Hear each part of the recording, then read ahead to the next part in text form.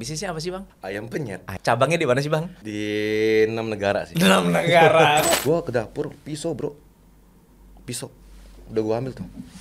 Gua udah begini nih, air matanya jatuh ke meja. Dia berdoa sama Tuhan, suatu hari air mata ini gak akan kembali sia-sia.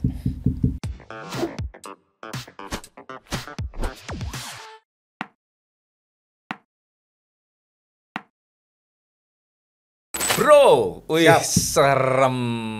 Hari ini gue mendatangkan orang yang luar biasa. Bang Edi, ini kita mesti tanya dulu, bisnisnya apa sih, Bang? Ayam penyet Ayam penyet. Cabangnya di mana sih, Bang? di 6 negara sih. 6 negara, mainannya berbeda. Nah, jadi Anda akan belajar bagaimana cara bikin ayam penyet bisa punya cabang di 6 negara. Tapi ya kita nantilah belakangan. Tapi harus nonton sampai akhir, sampai habis ya. So, bro, Siap. ceritanya di Instagram ada mau collab dengan Raffi ya?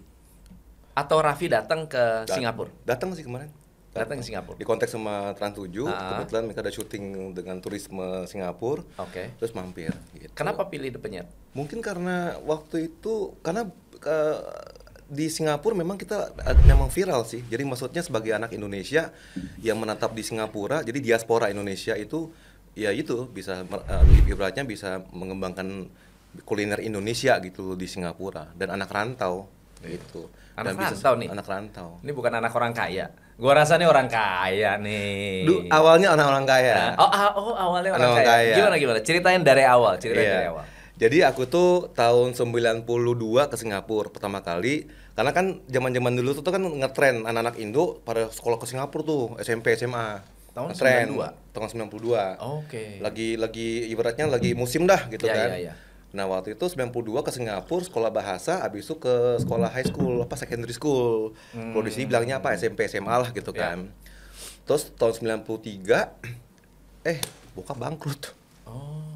Bokap bangkrut, telepon suruh pulang. Jadi cuma 1 tahun doang tuh ya? Iya.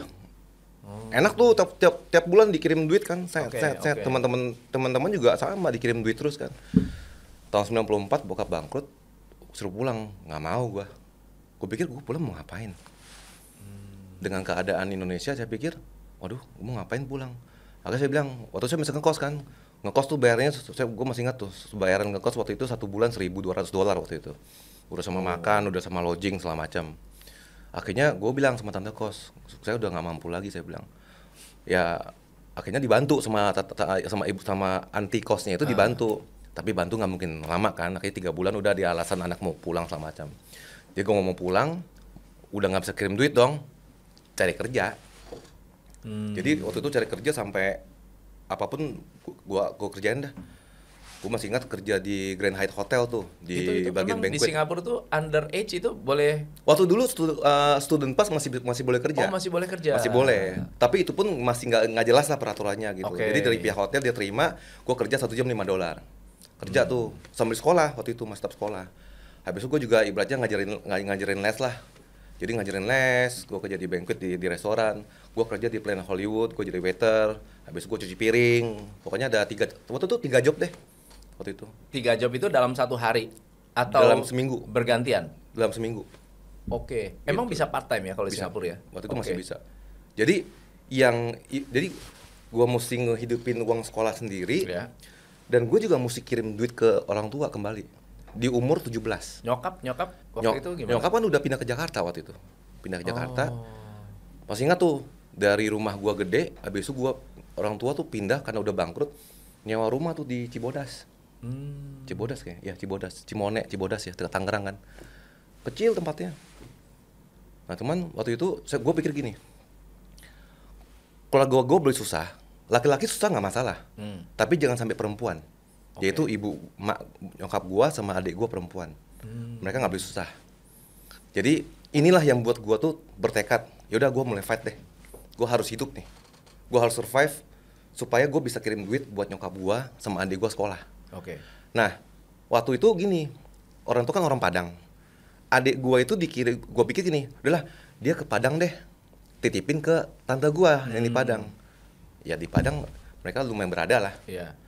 Cuman yang lucunya gini, makanya saya bilang gini, Kalau kita lagi bangkrut, kita lagi susah, jangankan temen dah, saudara deh nggak ada, teman nggak ada, saudara lagi. Kalau kita miskin, setan kita juga lari. Iya, jadi ke sekolah tuh, ya maksudnya jadi dibantu dong adik gua sekolah ke sana. Pas lagi di mobil, nanti kalau kepala sekolah tanya, jangan bilang kita saudara ya. Wow. Itu gitu. Adik gua waktu itu masih SMP tuh, telepon ke gua, kok saya boleh aja deh, kenapa? Saya bilang, dia nangis. Masa saya dibilang nggak boleh ngaku saudara? Udah, saya bilang, udah pulang deh. Nah, kejadian itu buat gua tuh semakin semangat lagi gitu. Nah, jadi prinsip hidup gua sampai hari ini nih, kalau gua dapat cobaan hidup, badai hidup, tantangan hidup, ataupun gua dihina orang, gua direndahin orang, gua nggak benci. Justru dalam hati gua bersyukur. Kalau lu nggak hina gua, semangat gua nggak akan mungkin kayak begitu, nggak akan mungkin semakin bertambah. Karena ini masih belum loh. Waktu itu aja gua sekolah, gua pernah pacaran sama anak orang kaya tuh, cakep sih, pinter lagi. Sampai emaknya itu, dia pakai private detective ngikutin gua dari belakang, men. Curiga kali. Dia tuh curiga, makanya dia hire PI ngikutin gua tuh. Oke. Waktu itu masih SMA itu. Wow. Terus ada bukti foto, jam 8 malam gua ditelepon sama mamanya. Kamu sama anak saya pacaran, mau kasih makan apa? Wih, saya bilang ya minimal Indomie lah. Indomie. Kan murah Indomie kan. Seleraku. Iya. Jadi dia bilang, aduh. Nah cuman marah. Tapi lama-lama gini, gue mesti buktiin nih bahwa gue bisa. Udah gue kena bokap gue bangkrut, gue dihina, semakin membara dong. Ibaratnya kalau misalnya kita orang Medan bilang, keluarlah darah Medan itu sudah keluar itu langsung kan. Orang jiwa merantau, saya bilang. Ya udah, saya bilang. Tau nggak? Foto nyokapnya gue print, satu gue taruh dompet, satu gue taruh di tempat tidur gue. Tempat tidur gue tuh double decker, men. Inspirasi itu ya. Jadi gue tempel, kan gue kerja waktu itu masih 3 job tuh. Capek dong, gue besok mesti sekolah kan. Begitu gue bangun pagi, gue ngeliat muka nyokapnya, gue langsung berdiri, men. Bukan gue sumpahin loh, tapi gue gue bilang, ini nih punya utang. Gue punya utang nih. Gue mesti tunjukin sama lu nih bahwa gue suatu hari pasti bisa. Gitu. Gila. Jadi waktu itu gue bilang sama diri gue sendiri, bokap gue bilang gini, apa yang direndahkan oleh manusia akan Tuhan tinggikan. Jadi buat teman-teman tuh yang ibaratnya yang dihina, dibilang lu nggak bisa, lu bego, lu jelek atau apa, jangan marah, jangan dendam. Justru bersyukur. Kalau lu nggak digituin, lu nggak akan mungkin bisa kepecut. Iya. Gitu. Ya itu sebetulnya cerminan ya. Memang keadaan kita saat itu mungkin memang begitu. Iya betul. Ya kan itu memang kenyataan. Betul. Nah pertanyaannya kita mau terima kenyataan itu terus kita buktikan atau bahwa itu omongan yang salah, atau lu bela diri. Run away from the problem kan. Iya, run away. Oke. Filosofi hidup itu berarti membentuk lu jadi orang yang kuat gitu ya. Yang kuat. Kejadian apa yang paling sampai hari ini tuh membekas? Kejadian waktu gua pernah mau pinjam duit sama saudara karena uang sekolah gua udah nunggak 2 bulan waktu itu. Gua cuma pinjam 100 waktu itu. Zaman-zaman masih pakai kartu telepon tuh kan. Gua zaman-zaman warnet itu. Dengan uang sisa gua yang cuma $5, gua telepon ke Padang. Bilang, "Ci, gua mau pinjam cepet dong. Mau buat uang sekolah." "Aduh, sorry ya. Kita lagi butuh." Padahal baru beli rumah di Amerika. Jadi saya pikir gini, gue bilang, soalnya kalau saya nggak bayar, saya udah pasti dikeluarin sekolah, saya bilang gitu.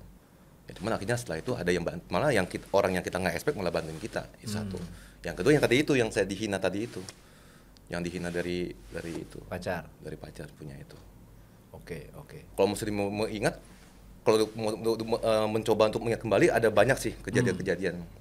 Kalau diceritain bisa sampai pagi nih. Bisa sampai pagi ya. Tapi yang paling berkesan tuh. Dua itu ya. Jadi hinaan itu saya jadikan sebagai satu cabaran, satu motivasi sih. Wah, ya. Keren. Jadi kenapa akhirnya positifnya di Singapura? Kenapa kok lebih confirm di Singapura? Kenapa nggak Jakarta yang lebih familiar? Kenapa kok tempat yang lebih susah milihnya? Milih buat Singapura sekolah, lebih susah dong. Sekolah sama bisnis. Kalau sekolah karena kan itu lagi musim kan, lagi Karena ngetren. lagi musim, ngetren. Ngelanjutin sekolah habis SD, SMP lanjut ke Singapura. Waktu itu lagi ngetren. Berarti sekolah tuh bayar sendiri tuh ya? Iya. Biaya sendiri, semuanya sendiri. Sendiri. Sekaligus ngirim duit ke Orang tua. Ya. Bagaimana bisa berbisnis? Karena setelah saya graduate dari Nanyang Politeknik tahun 2000, kerja kantor 3 tahun. Oh, sampai kuliah berarti ya? Iya, Nanyang Politeknik. Oh, keren. Habis itu saya kerja chemical shipping waktu itu. Jadi operation eksekutif di perusahaan Jepang. Cuman gaji waktu itu cuma 1.800 tahun 2000. Oke. Sementara teman-teman gua semua yang bekas lulusan dari Amerika sama Australia, kalau sama teman-teman orang Singapura, waktu itu starting pay-nya udah minimum 2.500. Gaji gua 1.800. Teman-teman Indo banyak yang kerja IT. Pintar-pintar kan? Anak Indo. Iya. Gaji 3.000 ke atas. Sebenarnya gue bilang, aduh, gue itu naik MRT dari pagi jam 9, pulang jam 5, jam 6, tiap hari ngeliatin komputer. Gue bilang, aduh, gue kapan kayaknya ya? maaf, bukan gimana. Lebih ke bosan gue. Jadi tiap hari gue ngeliatin komputer. Jadi sementara gue tuh orangnya people person gitu. Gue suka ketemu orang kan. Jadi gue itu di kantor itu, menurut gue tuh kalau bisa berbusa kalau nggak ngobrol gitu. Iya, jadi bosan Siksaan kan. gitu, itu kayak penjara gitu Nih, ya. belum lagi office politik, ditikam dari belakang, office politik lah, corporate politik kan di backstage segala macam, dijelek-jelekin atau apa. Tuh sampai mah gua tuh sampai berdarah itu, sampai saking stresnya tuh kerja kantor begitu. Sering ke Tokyo sih, cuman aduh nggak deh. Terus ketiga di gereja ketemu salah satu om gitu orang Indonesia, tanya, lu ada bisnis ide apa nggak? Saya bilang saya pengen kuliner, saya bilang gitu. Karena F&B itu di restoran, karena kan dulu kan saya kerja part time nih, waiter kan. Nah sebenarnya gue udah suka gitu, karena tiap hari gue ketemu orang berbeda, gue bisa ngobrol, gitu. Makanya hari ini kan teman-teman gue banyak tuh, ada Bang Hotman, ada ya teman-teman artis semua dari mau TKI kayak, mau artis kayak, I don't care, teman jadi teman gitu kan. So that was how I found my passion, bahwa gue tuh suka F&B, gue suka ketemu orang gitu kan. Dan gue suka makan kan, jadi gue suka ngeliat orang makan tuh puas, gue seneng gitu. Nah waktu itu akhirnya gue diinvest, gue ke Batam, gue bawa itu brand, habis gue buka di Orchard, booming. Iya, buka di di Orchard, di Lucky Plaza. Lucky Plaza. Buka, boom, gak nyangka itu. Yang tadi cuman ya mau bantu teman gereja lah katanya. Ya udah, terus gue dituduh macam-macam lah. Dituduh macam-macam. Gue dituduh korupsi, gue dituduh yang enak-enak. Jadi waktu itu dibukain invest. Atau invest? Invest. Berapa investment pertama waktu kali? Itu sekitar 150 lah. $150,000. Oh, 150,000 untuk buka. Jadi sewa tempat, bikin kitchen segala macam. Dapat resepnya dari mana waktu itu? Waktu itu kan franchise dari Batam. Oh, beli franchise dari Batam. Jadi gua sendiri awalnya juga franchise. Oh gitu. Jadi namanya The Penyet udah? Enggak, waktu itu beda. Oh, namanya beda. Jadi beda brand waktu itu. Jadi saya beli franchise, berarti belajar pertama dari franchise gitu ya? Kirim koki waktu itu. Kirim koki. Cuma sebenarnya gue justru belajar masak bukan dari itu. Nah nanti story yang gimana gue bisa akhirnya ngerti soal bumbu segala macam bukan di situ. Nanti gitu. di perpisahan yang keduanya lagi nanti. Jadi kita ngomongin dulu yang invest 150.000 buka tempat, buka cabang, berarti ambil IP lah, ambil IP property, dari si Batam. Masakannya penyetan juga. Penyetan juga. Booming tuh ceritanya. Booming. Kan teman-teman media. Kalau booming tuh omset berapa sebulan? Waktu itu. Waktu itu dengan harga ayam penyet yang waktu tahun 2005 itu cuman harga $5.50 itu. Itu satu hari tuh bisa 8-9 ribu. Wah, hari biasa. Kalau weekend tuh bisa 10.000. Gila. Ngantri bro.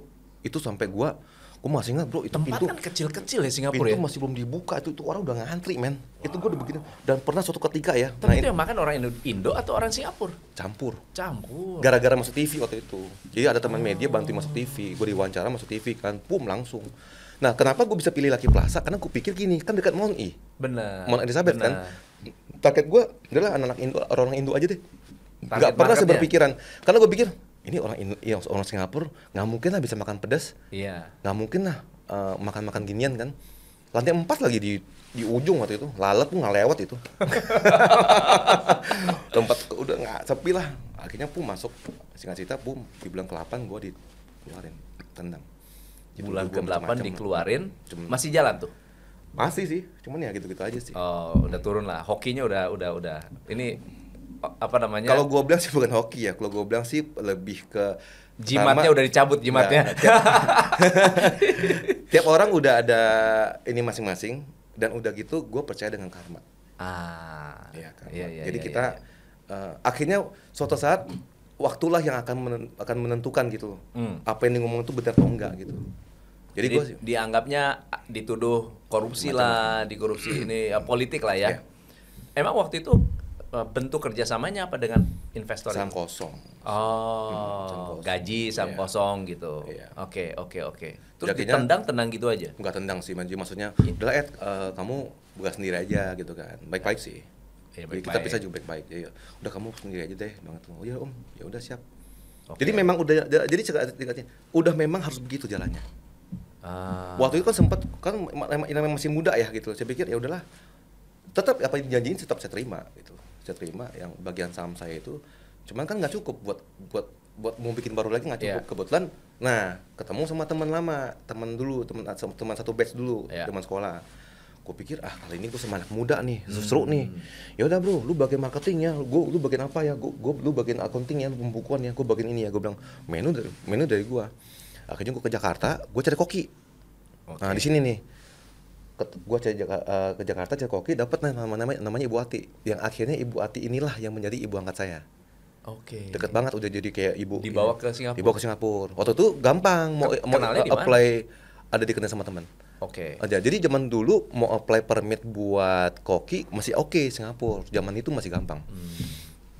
Akhirnya saya buka di Marine Parade, namanya Warung Penyet. Di Warung Penyet, boom lagi. Boom. Ya kan orang tahu Edi sampai Edi Penyet sekarang udah macam-macam. Wih, boom 2 tahun buka 3 lah waktu itu. Buka 3, sempat buka di KL juga waktu itu. Sendiri buka ya, nggak franchise. 2 tahun bro, nggak ada pembukuan men. Jadi taunya untung rugi. Makanya. Jadi kita tiap bulan tuh 3 partner, tiap bulan tuh makan gaji. Gaji terus. Nah, gue bilang dividen gue mana dong, pembukuan nggak ada. Padahal booming ya. Booming. Sorry bro, laptop gue crash. Hard disk gue kan corrupted, jadi gue mesti data re-entry lagi. Wah. 2 kali dalam setahun. Masa laptop lu bisa crash 2 kali setahun? Oh, itu mungkin itu Udah. musim. Ya udah musim mulai. laptop. Musim nggak jelas kan. Jadi lama-lama kan capek dong bro. Kita kerja keras lah macam. Udah gitu gak ada hasilnya kan, cuma dapat gaji doang kan. Gak benar tuh. Kebetulan waktu itu sempat waktu itu kan koneksi gua networknya juga udah banyak soalnya suatu ketiga Dewa 19 mau konser di Malaysia. Gue kenal sama anaknya yang grupnya Misdap waktu itu. Misdap waktu itu baru launching waktu itu. Iya. Jadi IO-nya yang Dewa 19 yang di KL kontak gue, bro, lu bisa cari sponsor nggak yang dari Indonesia? Kalau dapat, gue kasih 20% komisi. Ya udah, gue connect lah, singkat cerita, gue connectin, deal, mereka sponsor, lumayan.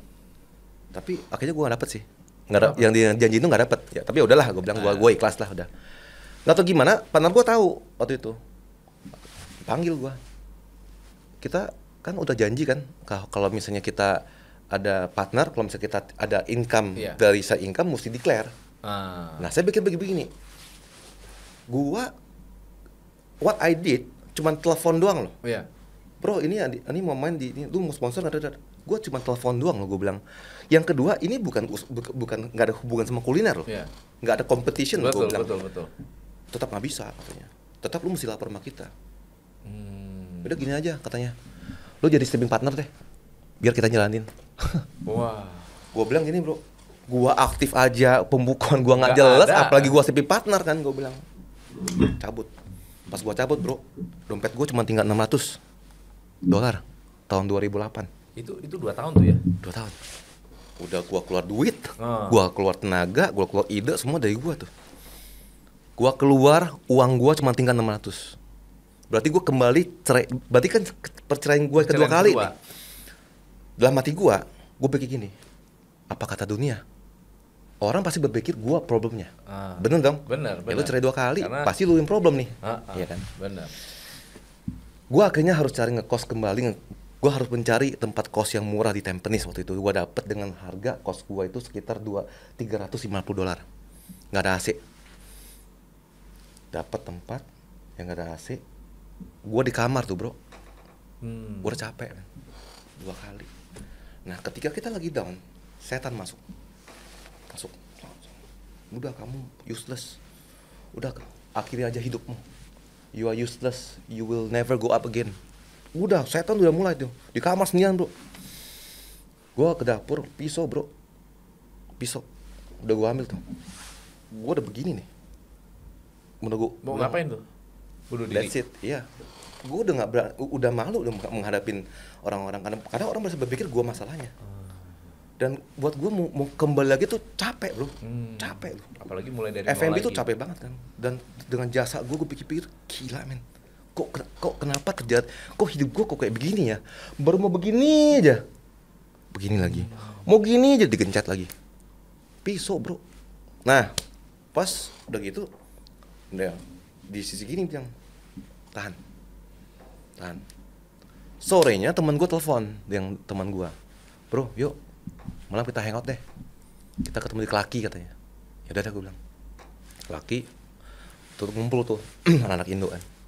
Wah apa kabar lu udah lama gak gini? Gue cerita. Nah waktu itu ada satu cewek anak Medan, kenalan. Oh dari Medan gue bilang. Meskipun gue udah malas banget lah. Oh dari Medan gue bilang ngobrol. Nah itu lebih nih gue sekarang. Nah, dia tiap hari tuh, dia kan kerja kantor tuh. Tiap udah pulang kantor jam 6 naik MRT, kucuk-kucuk nganterin chicken rice, nganterin laksa ke tempat ke kos-kosan gua, dikasih makan gitu kan. Udah pelan-pelan kasih semangat. Nah, customer udah mulai cari gua nih. Yang biasanya kan gua biasa table visit tuh. Iya. Hai, how are you, Pakcik, Makcik, apa kabar? Nak sambal lebih atau apa? Orang customer udah nyari gua. Jangan tahu nggak bro? Customer gua bro. Mereka berkumpul beberapa. Kumpulkan modal buat gua bro. Wow. Customer. Gua punya regular yang akhirnya jadi temen. Akhirnya gua ketemu mereka. Gila bro tuh gua nangisnya udah bukan terharu loh bro. Akhirnya terkumpulan 40.000 waktu itu. Gua pikir 40.000 gua buka apa ya? Adalah food court lah gua bilang. Secukup food court waktu itu 40.000 itu juga gara-gara deposit 3 bulan kan. Karena kalau misalnya buka restoran minimal 100.000 itu kalau Singapura. Udah 40.000 udah lah gua bilang gua cari food court aja deh. Udah, bukalah di Jurong Point namanya, kecil. Penderitaan gue masih belum selesai bro. Belum berakhir. Gue bingung gue. Hari ke-7 bro dari Ministry of Manpower, Depnaker, dia razia tempat gue bro. Wow. Di razia tempat gue doang yang dihadang loh. 3 orang di depan officer, belakang 4 orang. Jadi ibu yang tadi itu kan ikut gue. Iya. Dia nggak mau ikut mereka karena dia tahu mereka itu hati nggak benar. Ibu tuh ikut gua, padahal gua bilang bu, saya nggak bisa gaji ibu dengan ini ya, nggak apa-apa, saya ikhlas katanya. Saya tahu kamu orangnya bagaimana. Karena waktu malam terakhir hati ibu tuh sudah nggak di situ, ibu tuh nangis. Dia nangis bro, air matanya jatuh ke meja. Ibu tuh Katolik ya, air matanya jatuh ke meja. Dia berdoa sama Tuhan. Suatu hari air mata ini nggak akan kembali sia-sia.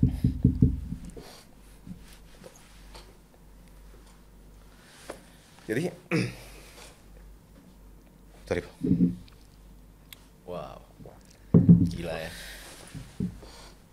Ibu ikut gua, hari ke-7. Gua masih proses apply permit ya. Dirazia bro, tangkep kan. Gua di borgol gua. Di borgol dibawa ke Bawa gua. udah kayak kamtip lah kalau di Ibu Indonesia ya. di borgol, masuk ke mobil polisi, mobil MOM, Sistem Singapura, kalau ada illegal worker yang ditangkap, dia udah nggak kemana-mana, udah langsung ikut ke mobil, langsung ke rumah bawa paspor. Paspor tahan. Jadi mobilnya ibu dibawa ke rumah ke kosan gua dibawa ke kantor. Statement. Apa BAP ya? Bikin statement. Akhirnya setelah itu gua harus tunggu pengadilan, keputusan pengadilan kan. Waktu itu yang 6 bulan waktu itu. Sementara ibu dalam waktu 3 hari deportasi. Pulang, harus keluar dari Singapura, di blacklist. Wah, gue bingung bro. Ini anak siapa?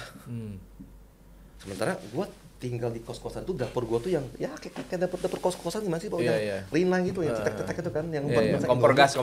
Kompor gas yang Rina gitu bro. Gue dalam waktu 2 hari bro, itu gue ekspres gue belajar. belajar masak ayam penyet, belajar masak soto segala macam bro. Gila. Express yang gua cuma bisa masak Indomie. Nah di situ gua kayak belajar pagi siang malam, cuma ada waktu 2 hari kan. Kalau ibu udah mau dipulangin nih, di situ gua belajar gitu. Dan singkat cerita ibu balik deportasi. Nah ibu udah pensiun ya. Yeah. Sampai hari ini gua masih tetap kasih tiap bulan, masih tetap hubungan. Akhirnya setelah itu udah, terus gua dalam waktu setahun gua buka 2. Aduh capek bro. Ya 6 bulan itu, jadi ceritanya Akhirnya gua masuk pengadilan. lebih cepat dari 6 bulan? Enggak, jadi di bulan ke-6 gue masuk pengadilan, gue diketok palu, gue didenda 18, waktu itu gue didenda 18.000. Oh, berarti selama 6 bulan itu lu nggak ngapa-ngapain dong? Lu Gua kerja? kan buka, cuman yang masak gue. Oh. Jadi udah gua musuh. Boleh, tapi tetap. Boleh, kan gue PR. Kan lu PR. PR, ya. Jadi udah gue ngelain tamu, gue juga mesti masak sama macam. Jadi lu tuh kena denda gara-gara meng-hire illegal worker. Betul. Dianggap ilegal karena masih mau proses apply. Jadi waktu itu akhirnya udah, cuman ya puji Tuhan habis 6 bulan buka lagi expand. Dalam setahun 3 tuh food court gue buka.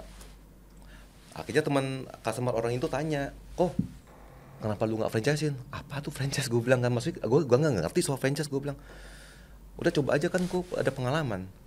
Di situ gue akhirnya belajar untuk akhirnya ya udahlah. Dia buka, gue bimbing tuh benar-benar gue mentorin tuh, gue bimbing rame 2 tahun 7. Nah dari situ Di Singapura semua. Jadi tahun 2000, jadi pertama kali itu namanya Dapur Penyet 2009. Akhirnya by 2011 gue udah hampir 10 waktu itu. Oke. Abis itu tahun 2011 ada customer dari Malaysia, dari Melaka tanya, ini saya mau bawa buka, boleh tak buka di KL? 2011 bukalah pertama di KL, 2012 di Brunei Darussalam, 2014 Myanmar, dan seterusnya. Sekarang Jakarta tahun 2012. Nah, Jakarta lucu nih, temen gue buka Jakarta 2012.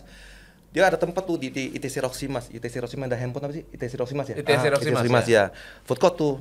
Gue bilang, "Bro, lu gila lu." Gue bilang, "Kenapa?" Dia ke Singapura waktu itu, si Valen. Dia ke Singapura ketemu gue. Zaman-zaman Friendster waktu itu kan. Dia ngeliat gue di Friendster waktu itu. Kayaknya lu enak banget ya usaha gini. Gue boleh nggak buka Jakarta? Lu gila lu, ini kan makanan Indonesia, masa gue di Singapura bawa ke Jakarta, gue bilang sama kan, duit gue katanya. Lagi tuh food court juga kecil lah modalnya, itu ngapa gue hajar lah, hajar sebelah KFC lagi. Iya. Singkat cerita, di situ. Jadi kan udah ada foto-foto artis kan, ada foto Rosa, ada Afgan, segala macam kan, yang sering makan di Singapura kan. Orang bingung, ini Singapura gitu kan, cobain ini enak loh gitu. Di situ 2012, akhirnya dari Jakarta teman-teman buka, Jakarta sempat ada rekor sampai 18 cabang waktu itu. Dari situ mulai Food court semua. Top dalam tertinggi jumlah cabang berapa? 132. 132. Jadi kalau di Indonesia tuh dari Aceh sampai ke Papua waktu itu. Sampai Timika juga ada, Bro. Timika. Wah, gila. Freeport. Gila, Freeport ya. Dari Aceh sampai Papua. Tapi lu hebatnya bisa dapetin networknya itu ya. Nah, itu buat gue itu anugerah. Itu nggak gampang tuh. Ya. So, gue sampai hari ini memang social media is very good ya di kita marketing. Cuman tetap gue tetap berpendapat the best marketing is still person to person ya. Word of mouth ya. Word of mouth. Ya, jadi gue nggak pernah iklanin franchise waktu itu. Akhirnya orang ngomong-ngomong, akhirnya kontak aja. Gitu. Apa sih yang bikin orang percaya sama lu? Kok bisa ngumpulin duit sampai 40.000? Apa yang sampai hari ini setelah gua ngobrol segala macam kan, sebenarnya karena gue tuh hands on. Ya, jadi gue punya, boleh ditanyakan sama gue punya franchise semua, karena gue tuh masih hands on. Nah, kenapa gue hands on? Bukan karena gue udah kebiasaan sibuk ya, udah kebiasaan nggak bisa diam gitu kan. Dan yang kedua, gue memang menjiwai, dan gue tahu apa yang gue mau. Gue tahu visi hidup gue tuh, dan gue tahu bahwa ini panggilan. Oke. Jadi dia sebenarnya gini, sebenarnya gue tuh bukan penjual ayam penyet, sebenarnya gue tuh lebih ke mentoring. Gitu. Jadi panggilan. Lu seneng lihat orang sukses gitu ya? Seneng. Karena mungkin buat kita ya, sukses itu adalah ketika kita bisa membuat orang tuh sukses. Benar. Gitu. Jadi ketika nanti kita sudah waktunya kita kembali ke tanah, dan Tuhan tanya, sudah kau apakan talenta yang aku kasih? Saya nggak bisa bilang, Tuhan, aku cuma kuburkan di tanaman belakang, saya cuma simpan doang. Saya begini, saya malu Tuhan, saya apa gitu, saya nggak pede atau apa. Akhirnya Tuhan kasih saya talenta, saya kembangkan dari satu koin menjadi beberapa koin. Oh, keren. Apa filosofi hidup yang sampai hari ini lu pegang untuk membuat bisnis berkembang? Keep learning ya. keep learning. Tidak pernah ada yang namanya gue udah tahu semuanya. Yang kedua itu resilient. Gue beberapa kali ketika gue jadi pembicara, gue sering sharing ke teman-teman gini. Lo tau kan yang yin sama yang? Ya. Yang Hitam putih, putih hitam putih. Kenapa dia begini? Kenapa dia nggak begini? Tau kan hitam putih? Ya. Ini kan kayak air. Ya. Jadi kita tuh mesti fleksibel. Ah. Lu nggak bisa bilang nggak bisa bro. Prinsip gue tetap kayak begini. Kalau gue bilang gimana pun juga lu nggak bisa ngerubah gue. Nggak bisa tuh ya. Ini jalan kayak begini. Gue mau manuver dengan cara gue. Gitu. Karena gue sudah melakukannya 100 kali. Nah. Kebetulan ke yang 101 kalinya baru abis hujan men. Nah, iya. Langsung hajar mati. Jadi intinya kita mesti resilient. Lu nggak bisa bilang gue mesti kayak begini. Om sudah 20 tahun di bidang ini, nggak akan mungkin salah deh. Sombong. Nggak boleh ya. Nggak boleh. Resilient. Dulu saya begini nggak bisa. Pokoknya staff mesti dikituin, nggak bisa. Staff ya staff. Kita nggak bisa begitu. Dulu papa nggak pernah kayak begini-gini, nggak bisa. Jangan tuh berubah men. Jadi pertama keep learning. Karena kan kalau kita merasa bahwa kita itu setengah penuh sama setengah kosong beda loh. Saya sering tanya, kamu lihat ini apa? Setengah kosong atau setengah penuh? Ada yang bilang Gitu setengah loh. kosong. Ya. Nah, kalau setengah kosong berarti kamu masih mau Masih dituang. diisi. Tapi kalau misalnya kamu bilang udah nggak mau. Yang kedua resilient. Jadi sama yin sama yang. Gitu. Resilient aja. Apalagi zaman sekarang. Wih, udah beda banget sekarang. Tiba-tiba ada namanya venture capitalist lah, yang fundraising, injection segala macam. Benar. Ini bentar lagi gue lagi mau diakuisisi nih. Oh gitu ya. Insya Allah. Gue baru mau kenal dulu. Justru saya lagi dilirik sama beberapa grup juga sih. Jadi tapi bukan di Indonesia, dari grup luar sih. Oh gitu. Mudah-mudahan ya. Wah. Ya. Oke. Nah.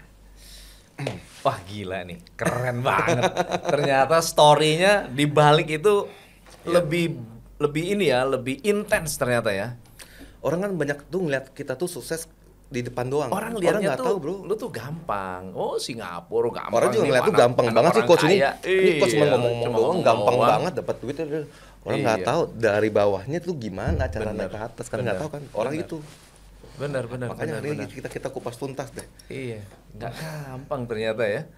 Nah, kalau misalnya ada orang ya melewati apa yang lu lewati, apa kira-kira?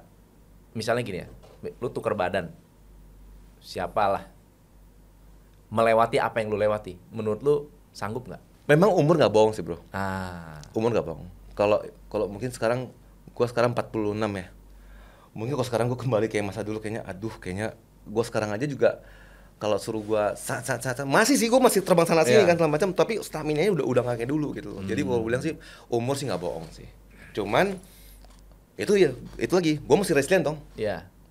Nah sekarang bagaimana caranya gua bisa mendelegasikan Oke.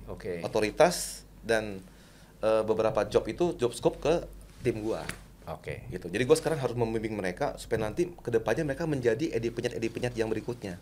Keren. Gitu. Jadi sekarang gue udah saatnya gue harus work smart. Cuman gue fokusnya mungkin di lebih ekspansi ke luar negeri nih. Kayak misalnya tahun depan mudah-mudahan kita bisa masuk ke San Francisco tahun depan. Jadi menjadi negara ke-7. Dan ini sekarang juga lagi ngobrol sama Hong Kong. Ada yang mau buka di Hong Kong. Ya gitu. Oke, ini sekarang gua ngomongin bisnis. Jadi kan lu awalnya kan food court. Yang 3 cabang. Ya. Terus tahu-tahu franchise. Abis franchise sisanya tuh franchise semua tuh. Iya. Betul nggak? Betul. Cabang lu yang awal gimana? Nah akhirnya begitu udah habis kontrak, akhirnya gue jual ke gue punya franchise. Jadi franchise juga. Kan udah autopilot. Iya. Udah enak dia. Bener. Jadi gue jual aja, mereka terusin, udah enak Nah, tuh. jadi model bisnis lu kayak gimana sih? Sebenarnya gue murni franchisor sih. Murni franchisor. Karena Nggak, gini. kan lu ada resep, ada apa? Lu sebetulnya ngajarin orang jadi ngasih IP atau lu jual bahan baku juga tuh gimana sih? Waktu itu sistem gue kirim koki. Oh gitu. Karena gue waktu itu masih nggak ada menyangka bahwa gue tuh bakal gede gitu. Jadi gue pikir, ya udahlah gue franchise aja deh. Pak mau franchise boleh nggak? Yang gue pikirin, ya udah lu gue franchise. Jadi gini, kenapa gue franchise gini? Gue dulu partner sama orang kena gue 2 kali. Iya. Yang kedua udah gue keluar duit, gue keluar tenaga segala macam. At least kalau gue franchise, maaf kata deh. Iya. Kalau lu mau nipu gue Iya. udah dapat franchise dulu. Ya udah dapat duit di muka Udah lah. muka. Oke. Gitu. Oke. Nah jadi itu yang mungkin gua tuh fokus di franchise. Yang itu yang berikutnya, kalau gua punya outlet gua sendiri, nanti itu jadi anak kandung, anak tiri. Betul. Iya lah, anak kandung Benar, lu benar. udah pasti lu lebih jagain daripada anak tiri lu, Benar. gitu kan. Jadi gua pikir, dan gua mengingat kembali panggilan gua ini, kayak lu, kita coaching. Oke. Kita coaching, jadi gua ajarin kungfu-kungfunya dah. Iya. Nah, gitu. Oke, so jadi bisnis model lu punya sistem, betul nggak ya? Iya. Resep, sistem, segala macem. Orang yang mau beli franchise, lu ajarin. Iya, gua ajarin Jadi ibaratnya lu tuh nggak ada central kitchen dong? ada sekarang. Oh, lu ada central kitchen? Jadi saya kitchen gue Jakarta di Indonesia, gue supply kirim ke luar Oke, negeri. jadi mereka berarti standar ya? Standar. Jadi semua kirim dari Jakarta, tapi sistem kita itu tidak pakai pendingin. Karena kalau pakai pendingin, kapal yang berangkat ke Australia ke Lu pakai Malaysia itu, itu mahal. Ritot ya? Iya, ritot. Dia kalau pakai pendingin mahal kan. Ritot tuh berapa tahun? 1 tahun bisa? 1 sampai 2 tahun. Berarti mereka tak langsung dalam berapa? Satu dus ada isi 15 kilo. 15 kilo. Iya, nyampe digunting Pokoknya aja, gunting, masak dia udah. Jadi Jadi dia semi fresh lah ya? iya. Dan sebenarnya sistem begini lebih gampang sih. Karena gini loh. Dulu gue punya koki ya, banyak banget loh. Kan dari Aceh sampai Papua gue kirim koki. Iya. Iya, Bro, itu tadi. Itu bro, gue tuh udah kayak agen TKI men. Pak, kokinya kabur pak. Pak, kokinya lebaran belum balik-balik pak. Janji udah sebulan. Pak, koki ngehamilin waitress pak. Aduh, macam-macam deh. Oh, jadi bisnis model lu sekarang, lu jadi udah nggak ngajarin lebih ke full Jadi yang gue ajarin tuh lebih ke strategi managing bisnisnya. bisnis, iya. Gimana cara Rekrutin supaya orang. supaya lu rame, supaya ini gitu. Oke. Nanti kalau misalnya ibaratnya gini, gue bilang sama tim gue, lu punya ilmu ya, udah boleh dibilang tuh lu tuh PhD, doctorate di penyet. Kalau lu bisa ngeliat tahu tempe, lu bisa lihat dengan lihat aja, lu bisa tahu itu panas atau enggak. Oh. Gue bilang gitu. Oke, keren. Gitu. Satu central kitchen mengirim ke seluruh dunia. Ya. Seluruh dunia. Wow. Makanya sekarang kalau misalnya gua Berarti standar lah ya. mau buka di Jeddah, mau buka di Arab, segala macam nggak masalah. Pokoknya nggak masalah. Pokoknya asal kapal laut ada, Selama ada kapal laut sama capacity. Ya. Oke, selama Ini kita berusaha pindah ke tempat baru yang lebih besar lagi karena karena Tuhan sekarang sudah mempercayakan lebih besar lagi kapasitas, jadi kita berusaha pindah ke tempat yang lebih besar lagi. Jadi mudah-mudahan dan tahun depan ada satu rencana untuk bikin gue lagi R&D sih, satu something new supaya bisa menjadi wakil Indonesia. Karena gini bro, sebenarnya gue ngeliat pangsa market weather kuliner Indonesia. Bro, lu sadar kan? Sekarang trennya apa? Jepang, Korea, China. Iya. Jadi buat gue itu sebagai anak bangsa Indonesia yang gue nasionalisme gue kental banget bro, meskipun gue 30 tahun Singapura, tapi gue tetap nasionalisme gue Indonesia kan. Gue pikir gini, gue kadang sedih gitu, maksudnya kenapa kok anak-anak sekarang tuh kok malah sukanya tuh Jepang, Korea sama macam. Nothing wrong, cuma maksud gue tuh udah mulai kelewat gitu, udah mulai. Jadi gue cuma takutnya mudah-mudahan nanti 20 tahun ke 30 tahun nanti anak-anak generasi kita masih bisa menikmati yang namanya tempe bacem bro. Iya. Betul, masih bisa menikmati yang namanya pecel lele gitu loh. Jadi gue jadi dan ada satu yang gue pengen bikin itu gini. Amerika ada KFC, Filipina ada Jollibee, Iya. Malaysia ada Mary Brown, ya kan? Indonesia kenapa nggak ada ya? Ada. CFC, Bukan. Ricis, Bukan. apa? The Penyet. Iya. Ada The Iya, Penyet. iya. Jadi kedepannya akan ada satu di mana gue bakal bikin sesuatu tuh seperti kayak begitu. Makanya gue sekarang mencari bukan investor, lebih mencari yuk kita kolaborasi supaya kita bisa lebih kuat lagi, saling mengisi gitu kan. Yuk kita mendunia yuk gitu. Karena dengan The Penyet aja kita bisa sampai ke 6 negara. Gue yakin dengan sesuatu yang baru ini gue bisa sampai meninggalkan legacy gitu buat yang generasi berikutnya. Ada something new lah gitu kira-kira. Bro, kerja sama investor tahan dulu. Sampai lu ketemu gue punya tim. Siap. Serius nih. Kalau jodoh, Siapa tahu ya jodoh ya. Karena kita punya ekosistem. hmm, Kita punya ekosistem yang bisa support sampai jutaan warung. wow. Sampai jutaan warung. Hmm, Lu punya produk A, kita bisa distribute sampai ke jutaan warung. wow. Nah, itu ekosistem itu kita sudah mulai ada semua yang namanya TV screen di Indomaret, Alfamart, itu kita yang kontrol. Wow. Jadi lu punya nama, masuk situ, satu kali pencet semua isinya. Hah? Serius lu? Serius. Makanya lu jangan kemana-mana dulu. Itu Ini on air nih. ini on air. Oke. Serius. Nah, ini akan membantu akselerasi Pertumbuhan. lu punya bisnis dari yang sekarang sampai unicorn mungkin dalam waktu 2 tahun. Karena ada ekosistemnya. Logistik ada. Lu mau logistik kita punya. Jadi kalau lu tadi pertanyaannya tentang ada kapal, aman. Timur Tengah, aman. Mau kemana, aman.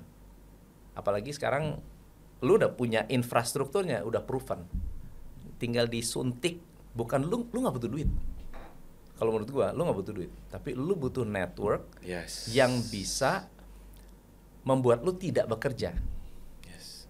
Network itu yang bekerja. Mulai dari apa? Marketing, branding, teknologi, sampai kepada logistik dan distribusi. Jadi kalau bicara marketing, teknologinya, logistik and distribution, tambah satu lagi, fundingnya. Ini buat Indonesia doang? Seluruh dunia lah bro. Yuk. Jis. Seluruh dunia lah, nggak bicara Indonesia. Itu mimpi gua bro. Minimal lu tahan, gua kenalin lu dulu sama gua punya. Itu mimpi tim. gua. Dan memang gua pernah mimpi. Memang gua mimpi gua mendunia. Waktu itu gua pikir dengan gua terbang SQ. Ternyata bukan. Ternyata terbang Garuda. Penyet airline. Gue pikir waktu gue SQ gue bilang, oh ini ternyata bukan, Bo. Salah tuh. Ya, tapi pernah gue mimpi begitu sih. Jadi gue mau wakili Indonesia lah. Nah, gue berpikir kalau kita memang sedang mencari, bahkan kita sedang memikirkan untuk bisa menempelkan brand ambassador kelas dunia, misalnya artis dunia untuk penyet artis dunia untuk brand itu. Yes.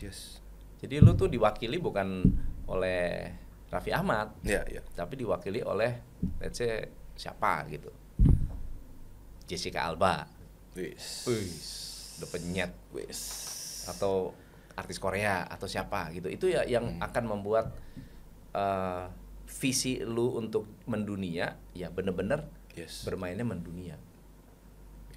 BTS. Jungkook. Iya. Iya. Tapi jangan Korea deh, bro. Iya, jangan Korea deh. Afrika aja, Afrika. So berarti lu punya central kitchen ternyata, dan central kitchen ini dengan teknologinya bisa distribute ke seluruh dunia. Ya, masih belum sempurna sih. Jadi kita juga masih tetap belajar. Cuman so far sih oke ya. So far oke. So far kapal itu berangkat itu sebulan.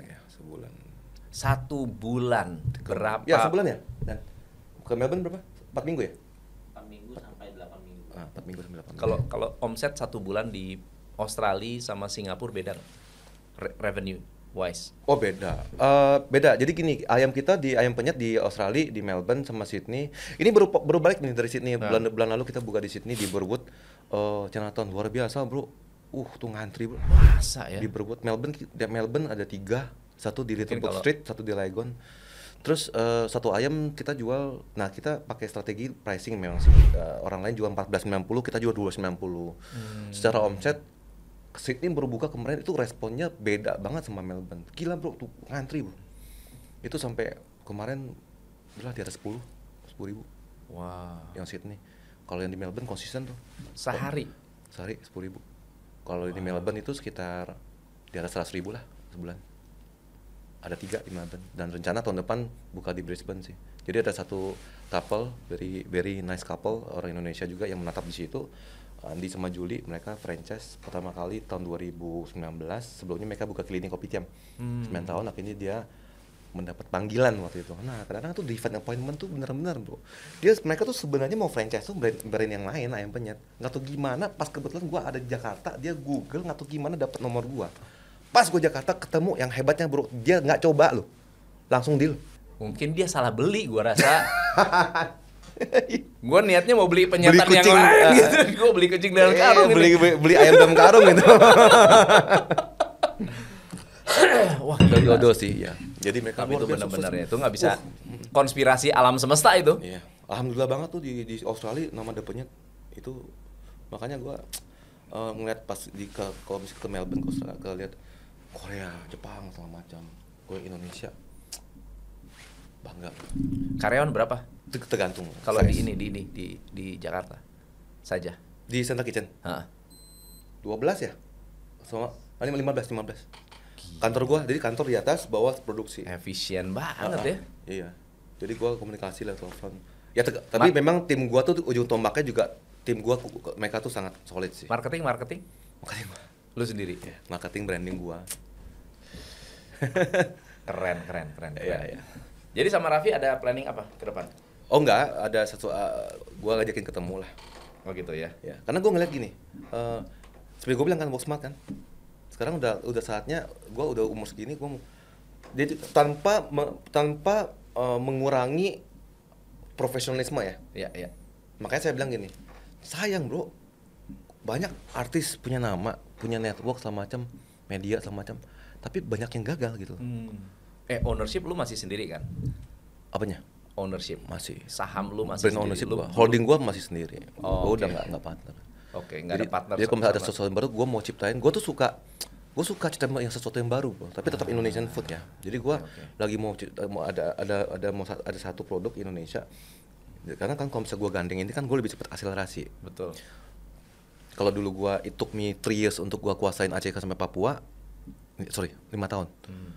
Mungkin dengan akselerasi ini kan gua gandeng, gua bisa lebih cepat gitu. Iya, betul. Tapi tanpa mengurangi standar Iya, gua. iya. Gua tetap komitmen gitu.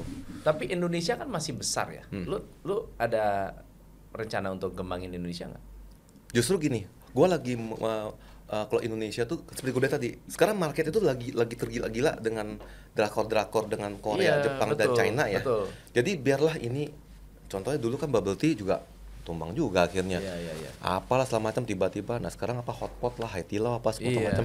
Biarlah itu momen-momen itu lewat dulu. Sementara gue persiapin, gue punya fondasi dulu. Begitu itu mulai turun, gue gua hajar. Iya. Gitu. Sempat tuh kan juga ketemu sama Pak Sandiaga Uno secara Menteri Pariwisata, mampir ke Australia semacam. Sebenarnya saya pengen banyak gagasan-gagasan tuh yang pengen saya sharing ke pemerintah gitu, terutamanya di bidang pariwisata. Berapa banyak anak-anak Indonesia yang ada di luar negeri segala macam. Sekarang bagaimana caranya kita tuh bisa membuat mereka tuh bisa menikmati kuliner Indonesia meskipun mereka jauh, meskipun mereka ada di Belanda, Iya. di Jerman, termasuk juga international market yang belum pernah cobain sate dan nasi goreng, ini cobain dan Iya. is easily accessible in their country. Iya. Jadi mimpi gue tuh supaya gue bisa sampai gue bermimpi one day gue buka di Iceland, UK, Europe, Belanda, Jerman. It's a big market Iya, gitu. iya. Kalau Indonesia, gue pikir begini. Kalau gue bisa kuasain Indonesia, berarti gue bisa kuasain yang international. Iya. Gitu. Karena buat gua tuh Indonesia tuh ada laut. Ketika kita udah bisa berenang dengan lautan, ketika kita dilempar ke lautan yang lebih luas lagi, lu bisa. Nah, Benar. cuma masalahnya banyak tuh yang prematur ejakulasi, yang sudah merasa dia udah bisa cuma punya 3, dia franchise. Nah ini saya kemarin sama Asosiasi Franchise Indonesia juga sama Pak Anang Standar juga kan ngobrol kan gitu. Banyak brand-brand itu yang udah merasa dia udah bisa, dia franchise. Akhirnya apa? Banyak yang tutup kan? Banyak tutup. Kan kasihan franchise sih. Benar. Gitu. Demikian juga dengan investor. Kalau bisnis artis gimana? Bisa arti gimana Kan nih? banyak artis yang bikin kuliner juga. Karena mereka is a side income. Jadi hatinya nggak di situ. Iya. Jadi Dia- bukan gua menyalahkan gitu loh. Karena hati kan dia full time di entertainment. Benar. Dia nggak ada waktu buat ini gitu. Jadi dia yang kedua terlalu percaya dengan manajemen. Terlalu percaya 100%. Nih lu yang pegang deh. Gitu. Jadi sementara mereka punya jam terbang juga nggak ada di kuliner. Jadi mereka tuh dengan gampang ditipu. Bisa aja dibilang food cost segala macam. Banyak kok kejadian disikat kan dia punya apalah macam-macam main sama supply atau apa semua gitu. Jadi kalau gue sih karena lu part time you get part time result. Iya. If you iya. full time you get a full time result. Iya. Gitu. Dengan adanya lu di Singapura sebetulnya channel internasional terbuka lebih luas ya ketika lu Itu juga iya sih. Jadi ada faktor placement. Iya. Faktor placement juga mendukung. positioningnya Mungkin, positioning, you're right. lebih apa ya, lebih oh ini internasional jadi You're orang datang gue bisa Meskipun Singapura jauh lebih kecil ya, cuma semut di peta ya. betul Iya. Cuman betul. ya right, positioning sih. Lebih expose ke dunia daripada kalau gua mungkin kalau misalnya gua sekarang tinggal di Jakarta belum tentu juga sih.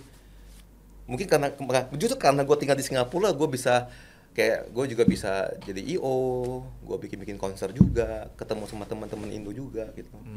Sama Frank, sama Iya. Hotman.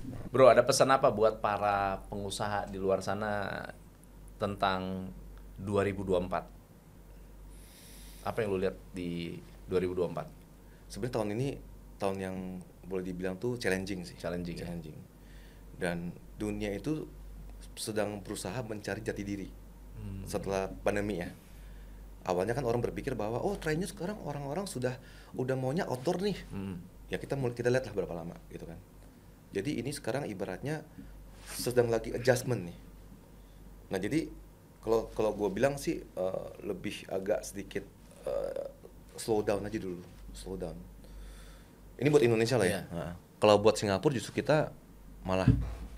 Jadi gini, developing country sama developed country recovery-nya beda bro. Iya. Dan penyet itu di Singapura justru pas lagi pandemi loh. Gua dalam 2 tahun buka 10 loh dalam 2020. Pas pandemi Pas ya? lagi social distancing loh, PSBB ya. Gitu. Justru di situ. Jadi recovery Singapura dan support dari pemerintah Singapura itu beda. Kita di support habis-habisan loh. Gaji karyawan di support 50%. Support 3 bulan dikasih full loh. Terus kita benar-benar dibantu banget lah. Jadi recovery cepat gitu. Jadi market itu ekonominya tetap mereka bisa tetap Spending. Grab gue jalan banget waktu itu. Ya, jadi Australia juga lebih cepat dari akhirnya kan. Jadi ada juga makanya jangan taruh semua telur di dalam satu basket. Iya. Gitu. Contoh kan begitu gue kena pandemi, waduh gue bilang gue nggak bisa pulang. Udah, tapi untung gue ada di Singapura. Untung gue ada cabang Singapura. Iya. Jadi kan gue ada di Singapura, kalau Myanmar sampai hari ini masih belum recovery tuh. Nah, makanya gue bilang kan beda-beda recovery ini. Iya. Jadi janganlah taruh semua telur di dalam ini. Mesti ada beberapa diversifikasi lah. Cakep. Bro, thank you so much. Hari ini sudah hadir. Ceritanya seru ya. Ini sama Bapak Penyet Singapura. Orang Indonesia. Chicken Godfather. Chicken Godfather. Semoga kita bisa ngobrol lagi. Thank you diberi kesempatan juga buat sharing-sharing juga sih. Thank you so much. Because no matter what, I'm still proud to be Indonesian sih. Dan saya juga pengen banget Indonesia tuh bisa ada wakil-wakil juga yang bisa sampai ke luar negeri juga sih. Banyak bro produk-produk yang bagus. Iya. Gua pikir gini, ntar gue pensiun gue pengennya jadi konsultan kayak Bob Sadino gitu loh. Gue juga memang suka pakai celana pendek segala macam kan. Gue pikir yang mana gue lihat yang berpotensi tuh, pengen loh gue kembangkan gitu, kita ajarin. Makanya gue bilang sangat sayangnya negara kita nggak ada satu asosiasi badan itu yang bisa mengidentifikasi yang mana yang menjadi bibit-bibit soto Madura, ada sate kambing, nasi goreng, banyak loh bro yang berpotensi. Iya. Itu kalau misalnya kita bikin Indonesia Town di setiap negara luar itu udah kayak Thai food atau Korean food. Karena menjajah ya. Iya. Kita di Meterba kita tetap tahu tempe dan sambal dan Indonesian food lah. Dan gue yakin dan rata-rata makanan Indonesia itu gue rasa kenapa sukses di semua negara? Karena rasanya masih rasa otentik Indonesia. Bumbunya bumbu Indonesia. Kan kalau udah masak di sana udah beda ya. Yeah. Kayak warung penyet atau yang udah pakai bumbu Singapura udah pasti rasa beda. Iya. Iya dong. Beda. Bener gak ya? Beda. Kayak nasi lemak dibawa ke Indonesia udah pasti beda rasanya. Bakal ada adjustment bro. Jadi ada satu faktor di mana kita nggak bisa. Contoh gini bro, di Brunei Darussalam itu orang Brunei itu nggak bisa makan sambal bro. Jadi kita nggak bisa, gue punya sambal, lu mesti terima kayak begini ya. Harus disesuaikan. Nah, makanya contoh kita ke KFC di Jepang mana ada chili sauce? Iya. Nggak ada, nasi nggak ada. Gitu. Benar. Jadi kita di Brunei, gue masih ingat banget bro. Waktu kita pertama kali buka di Bandar Sri Begawan tuh, kan pakai jilbab semua tuh. Itu gue paksain di yang sambal tuh. Bro, jilbab dibuka bro. Habis di kotak. Padahal buat gue tuh sambal tuh biasa aja, tapi buat mereka tuh udah pedes banget. Akhirnya cepet gua turunkan dia punya itu. Kasihan bro. Wah itu tisu abis tuh. Jadi kita mesti ada adjustment. Gitu. Jadi lain kali kalau kita buka di Arab Saudi pun segala macam, kita mesti sesuai juga gitu. Berarti Central Kitchen itu juga harus tahu ya, ini untuk market Singapura, ini untuk market Australia. Iya. Kayak kita bilang kan ada mau minta buka juga ada kemarin sempat ada mau minta buka di Jepang tuh. Jepang tahu sendiri bro, Jepang mana bisa makan pedas. Iya. Nah, jadi mau nggak mau, nah makanya gue di Penyet kita keluarkan sambal level ada 8 level. Jadi anak kecil pun bisa makan yang sambal level 1. Akhirnya gue bikin level kayak begitu. Di situ ceritanya karena awalnya gini, gue capek gitu kadang Pak ini yang mana yang pedas, mana yang nggak pedas. Aduh gue bikin level deh. Nah gitu kan kayak gitu kira-kira. Iya. Thank you bro. Siap. Teman-teman belajar apa hari ini? Komen di bawah. Semoga belajar sesuatu. Saya Tom MC Ifle, salam pencerahan. Hanya di Top Coach Indonesia.